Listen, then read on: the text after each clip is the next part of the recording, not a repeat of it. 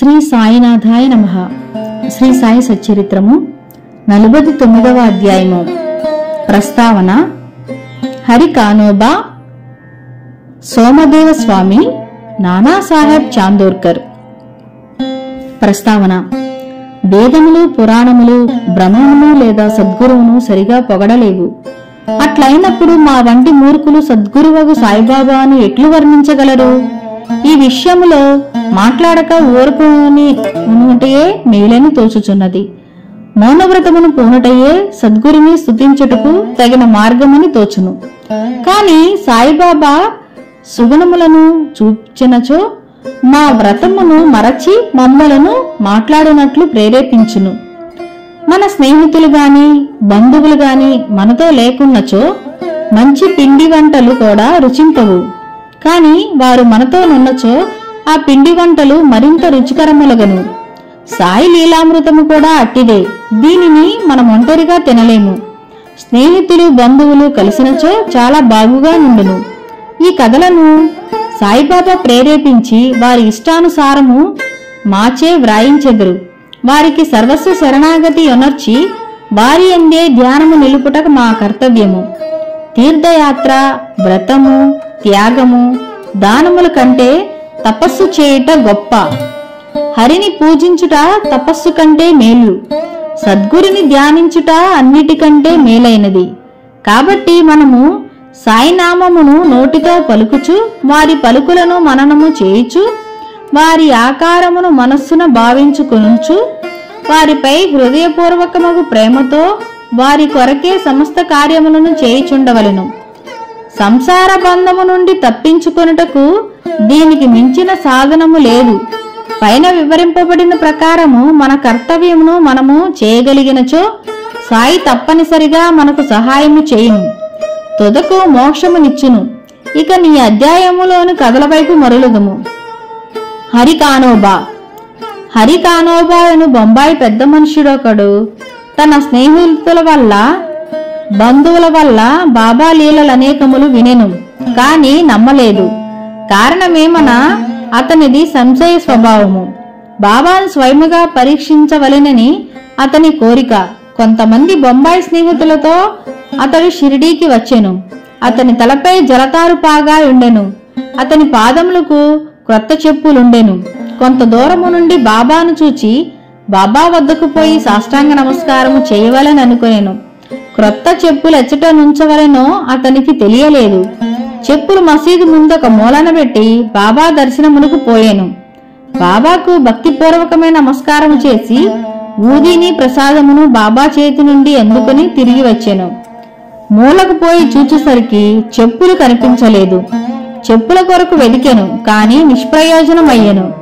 చాలా చికాకు పడుచు బస్సుకు వచ్చెను.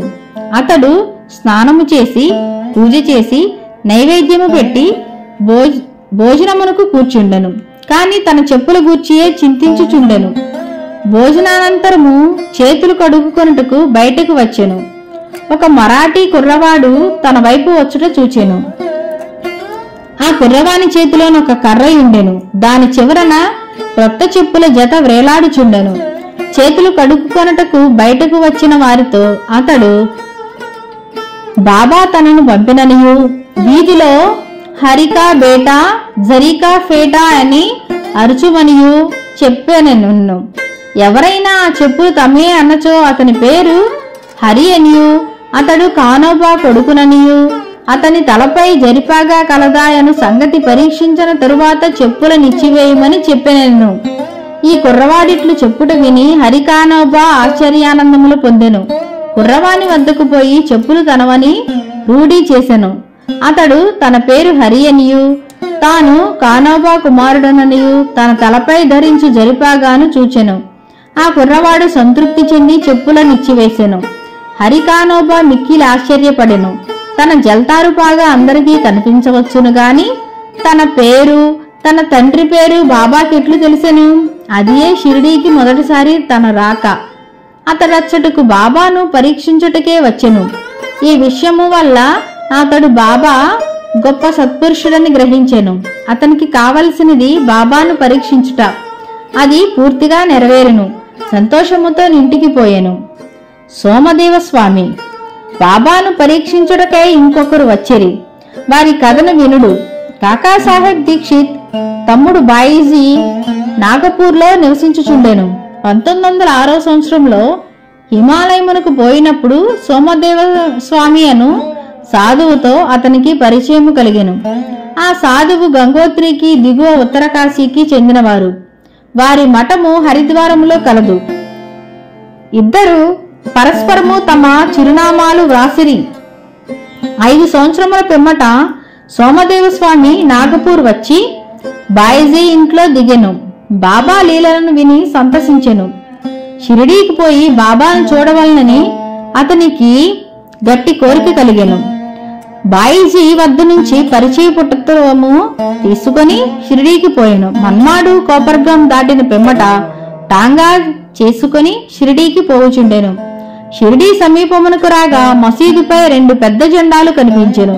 సాధారణముగా యోగులు వేర్వేరు వైఖరులతోనూ వేర్వేరు జీవన పద్ధతులతోనూ వేర్వేరు బాహ్యాలంకారములతోనూ ఉందురు.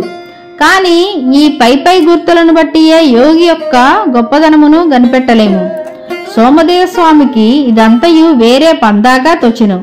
2 పతాకములు ఎగురుట చూచెను. చూడగానే తనలో తాను ఈ యోగి జెండాలందుల మక్కువ చూపవలెను, ఈ యోగి జెండాల అందేలా మక్కువ చూపవలెను. అది యోగికి తగినది కాదు. దీనిని బట్టి ఈ యోగి కీర్తి కొరకు పాటుపడుచున్నట్లు తోచుచున్నది అనుకొనెను.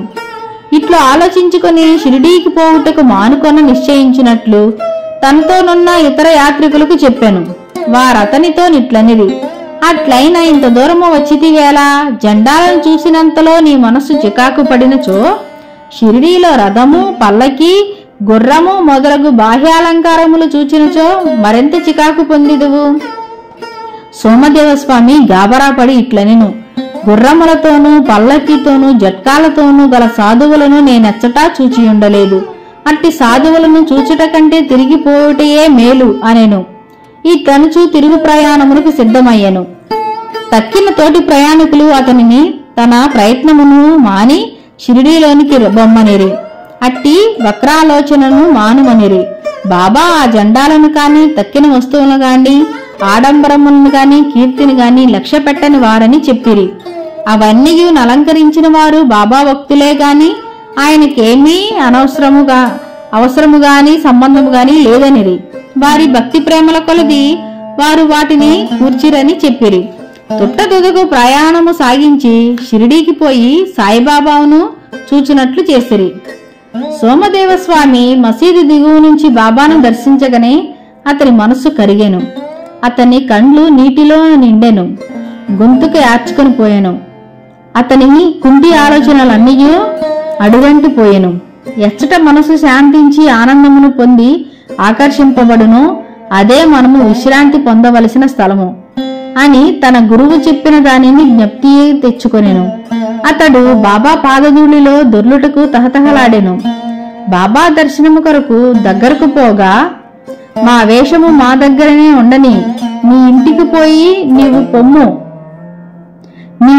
నీవు పొమ్ము, తిరిగి మసీదుకు రావద్దు. ఎవరైతే మసీదుపై జెండా ఎగరవేయుచున్నారో అట్టి వారి దర్శనము చేయనేలా? ఇది యోగి లక్షణమా? ఇక్కడొక్క నిమిషమైనా ఉండవద్దు అనెను. ఆ స్వామి మిగుల ఆశ్చర్యపడెను. బాబా తన మనస్సును గ్రహించి బయటికి ప్రకటించుచున్నారని తెలుసుకొనెను. అతడెంత సర్వజ్ఞుడు! తాను తెలివి తక్కువ వాడుననియు బాబా మహానుభావుడనియు గ్రహించెను.